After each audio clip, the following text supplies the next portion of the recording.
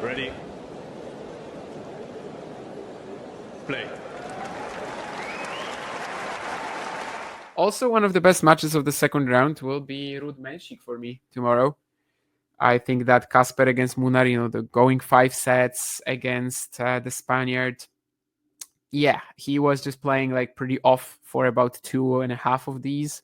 And that's not going to be affordable against Mensik, especially if Jakub has that serving from the last few performances. So, like 31 aces against Basilashvili, or at the next gen finals, he had these incredible serving days as well against Lerner and Joao.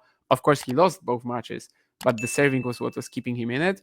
And he's such a good scrambler too. Like he's pretty solid, or at least will be getting even more solid when his forehand gets figured out a bit more. So I'm just not sure Ruud can afford this.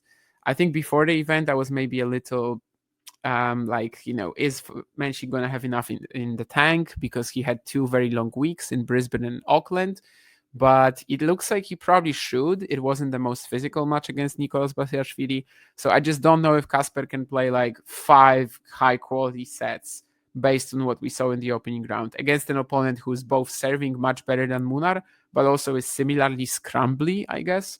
Obviously, Munar is the better grinder over Menchik, but still, you can see how like the Czech, despite his physicality, despite his height, is just very good at basically anticipating and covering the corners, not necessarily countering from them, but just like, yeah, picking up this shot, picking up this shot, picking up this shot.